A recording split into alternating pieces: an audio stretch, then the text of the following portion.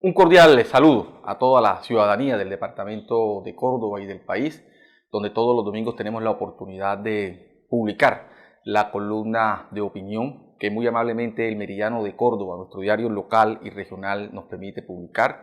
Columna que además tenemos esta gran oportunidad de poder leerla a través de estos medios televisivos para generar la mayor difusión posible. Esta columna que hemos denominado columna de opinión o la opinión de la semana con el profe Jairo, tiene como propósito fundamental precisamente es generar una opinión pública que tenga mayores elementos de juicio y mayores elementos de análisis para el diálogo y el debate público. Ese es el objetivo fundamental de este espacio que hemos mantenido durante más de 2 años de manera ininterrumpida. En esta ocasión me di a la tarea de hacer una reflexión alrededor de los hechos sucedidos recientemente en Estados Unidos. El pasado 20 de enero, la posesión de John Biden, de cómo los demócratas llegan nuevamente al poder en Estados Unidos. Y quiero hacer referencia a este tema porque en columnas anteriores me he referido a temas alrededor de cómo mueren las democracias. Y he tratado alrededor de ese tema de generar elementos teóricos y conceptuales que permitan comprender cuando una democracia se debilita, cuando una democracia se ve afectada por quienes la dirigen o por quienes gobiernan, por quienes ejercen el poder.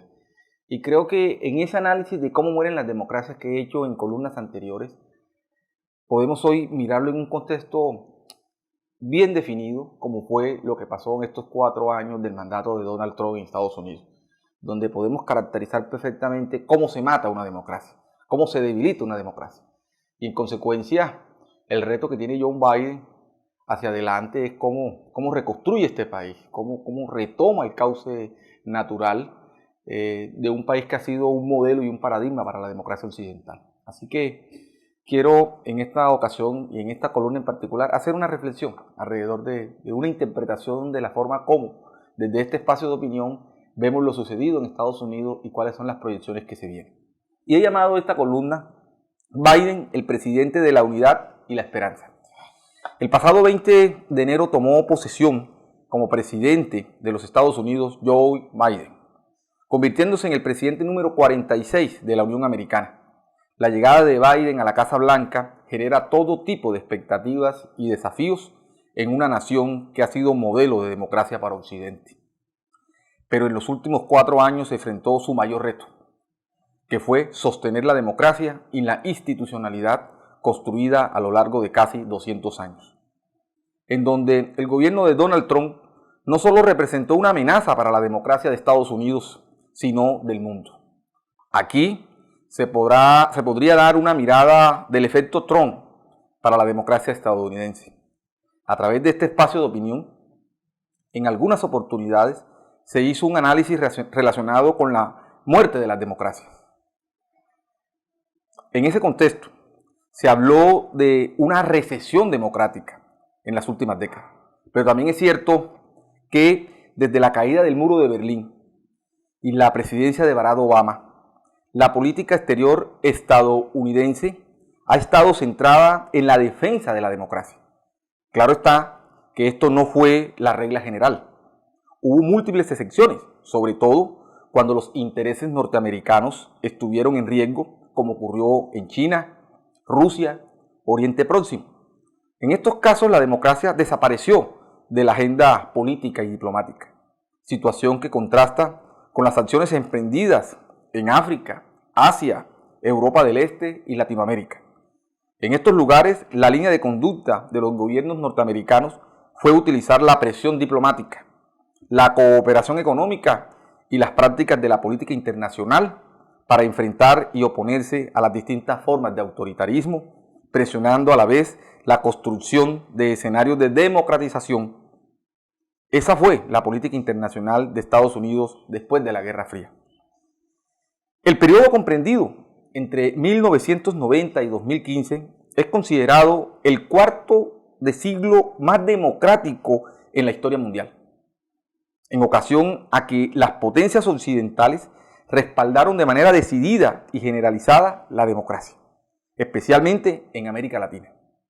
Cabe aclarar que durante este periodo, luego de los gobiernos dictatoriales, esta región entra en tránsito hacia sistemas más democráticos, mientras que en América del Norte este contexto cambió desde la llegada de Trump al poder.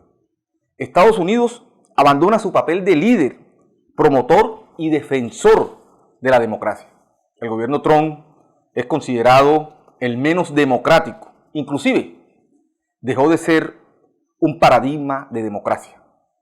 Los ejemplos que se evidencian lo anterior son un presidente que atacó y censuró la libertad de prensa, amenazó a sus adversarios y expresó que los metería presos, promovió la supremacía blanca, incentivó la discriminación racial, motivó e impulsó a sus seguidores a la violencia, negó la ciencia y su liderazgo frente a la pandemia, ignoró el calentamiento global y desconoció los resultados electorales que son la expresión libre de los ciudadanos. Queda claro que este tipo de comportamiento muestra el talante autoritario y antidemocrático del expresidente estadounidense, quien se convirtió en fuente de inspiración para autócratas y dictadores de otras partes del mundo. Estos argumentos no solo refuerzan, sino que demuestran una recesión democrática mundial.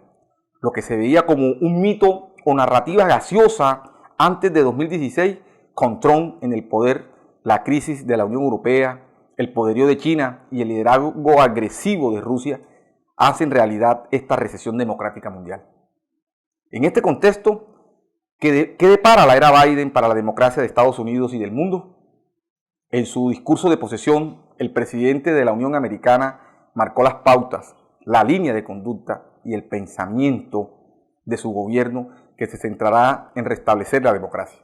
Allí señaló que no es el triunfo de un candidato, sino de una causa, que representa la voz del pueblo, y esa voz es la democracia, la cual define como una causa preciosa, pero frágil. Su fragilidad está expuesta al terrorismo interno, al extremismo y la supremacía blanca. Por ello, se requiere la unidad del pueblo americano para superar una de las fisuras más profundas que tiene la sociedad norteamericana, como lo es la discriminación racial, que marcó una época premoderna y retardataria en la sociedad americana. Importante resaltar que desde 1863, con la Declaración de Emancipación, se ha venido avanzando en el reconocimiento de la igualdad de derechos civiles. En este sentido, el mensaje de Joe Biden es de unidad, unir la nación, lo cual implica reconstruir la clase media, superar la discriminación racial, hacer posible el reconocimiento en medio de las diferencias, sin que ello implique la polarización y el uso de la fuerza y la violencia. Muy bien señala Biden, sin unidad nacional no hay paz ni reconciliación, tampoco nación, sino un estado de caos y fragmentación. Por ello, Biden propone el disenso pacífico y que la historia de Estados Unidos debe estar centrada en la esperanza y no en el miedo. Esta visión del presidente de este país crea un ambiente de optimismo y esperanza para la democracia, no solo de Estados Unidos, sino mundial. Sin lugar a equívocos, los demócratas lograrán impulsar los cambios y reformas necesarias para retomar la unidad de la nación, impulsando y fortaleciendo su democracia. Lo sucedido en Norteamérica es un modelo que permite observar y comprender cómo mueren las democracias. Un ejemplo para no repetir o corregir en el resto de las democracias occidentales. La democracia siempre será frágil. De la ciudadanía depende protegerla, cuidarla y fortalecerla. Esta era la reflexión. En esta ocasión no podía dejar pasar por alto un hecho histórico importante que marca el cauce de la historia moderna en los próximos años, y es la llegada no solo de John Biden a la presidencia de Estados Unidos, sino del Partido Demócrata a Estados Unidos. Con ello, seguramente se retomará la diplomacia internacional, ese diálogo abierto, franco y sincero con el resto de las naciones a nivel mundial, y particular en esas relaciones con América Latina que han sido muy importantes para la estabilización de la región, sobre todo cuando hablamos de la democracia. No se nos olvide que en el caso de América Latina, las democracias en América Latina inician a partir del año 90. Es lo que se llama la transición hacia los sistemas democráticos en América Latina. Casi todos los países de América Latina, antes de la década del 90, tuvieron dictaduras militares. Todos los países de América Latina, con contadas excepciones, entre ellas Colombia.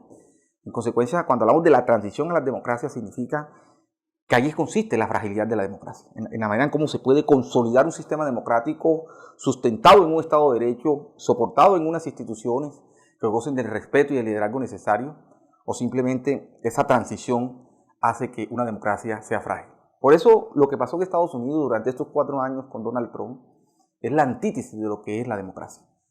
Como lo acabo de señalar aquí, un presidente que promovió e impulsó la discriminación racial, que es uno de los elementos más sensibles de la sociedad norteamericana desde el punto de vista histórico. A pesar de la declaración de emancipación y el reconocimiento de derechos civiles, donde pues, la población negra en Estados Unidos ha logrado ganar espacios importantes, igualmente que los inmigrantes, pues con Trump se trató en un discurso y una acción negacionista profundizar esas heridas que en Estados Unidos aún no han cicatrizado perfectamente. Pero también va de la mano con la supremacía blanca, que él definía o se definía como representante de esa raza blanca pura americana, que fue la que vimos en el Capitolio los días antes a la posesión del 20 de enero, donde se tomaron el Capitolio de Estados Unidos. Creo que ese es el símbolo y es lo que representa la amenaza que Trump significó para la democracia norteamericana y para las democracias occidentales, sin lugar a dudas. Ese es un episodio que no puede ser visto simplemente como una acción deliberada o de impulso de unos sectores de la sociedad norteamericana. No, allí estaba representado ese discurso de la supremacía blanca y de lo que Trump en estos años encauzó ese discurso y lo impulsó, que en esa toma al Capitolio se materializa. En consecuencia, lo que estamos en presencia aquí es de cómo se restablece esa institucionalidad democrática y en consecuencia el discurso de Joe Biden el día de la posesión es un discurso de la unidad, es un discurso de la esperanza, es un discurso de defensa de la democracia. Yo creo que es el gran reto que tiene la sociedad norteamericana, es cómo se encauza nuevamente, cómo se reencuentra sobre la base precisamente de ese reconocimiento, un reconocimiento construido desde la pluralidad, desde la diferencia. Yo creo que eso es lo más importante. Siempre que hablamos de la democracia, tenemos la idea muchas veces vaga de que la democracia es un animismo. No, la democracia es la construcción de una sociedad y de una nación sobre la base de la pluralidad. Y esa pluralidad significa la diferencia. Y en consecuencia lo que se trata es de convivir sobre esa diferencia en el entendido en que podamos reconocernos mutuamente sin que ello implique el uso de la fuerza y de la violencia. Yo creo que eso es el gran reto de un sistema democrático y por eso el modelo norteamericano tiene que ser un modelo para el resto de las democracias occidentales y ahí está la democracia colombiana, que muchas veces también lo he señalado en esta columna de opinión. El gran reto que tiene Colombia como proyecto de nación es poder reencontrarnos entre nosotros. La grandeza que tiene la nación colombiana es que está cimentada y construida sobre la pluralidad, pero desafortunadamente hemos negado la pluralidad, hemos negado el disenso, hemos negado la diferencia y eso nos conduce a una sociedad atomizada, dividida, fragmentada y en consecuencia violenta. Entonces el gran reto en la construcción de una nación es cómo somos capaces de reencontrarnos en la diferencia y cómo somos capaces de construir consensos en la diferencia. Yo creo que ese es el gran reto que tiene cualquier sistema democrático. Estados Unidos lo tiene y lo veremos en los próximos años con la llegada de Joe Biden al poder, cómo se abre ese diálogo nacional con todos esos sectores y todas esas atomizaciones que permitan que la sociedad norteamericana se logre encauzar sin que eso implique, como ya señalé, el unanimismo. Pero también es un referente para el resto de las democracias, particularmente latinoamericanas y en el caso particular la colombiana. Así que no podía dejar pasar este tema importante para dar estos elementos de juicio. Son elementos de juicio. Aquí no estoy develando verdades absolutas, estoy dando elementos de juicio. Esta es una columna para el diálogo, es una columna para la deliberación. Aquí hay elementos teóricos, aquí hay elementos conceptuales que se pueden discutir, porque esa es la pretensión de este espacio de opinión de todos los domingos, la columna de opinión con el profe Jairo. Así que espero que esta columna suscite lo que queremos que suscite, el diálogo y la deliberación pública. Muchas gracias.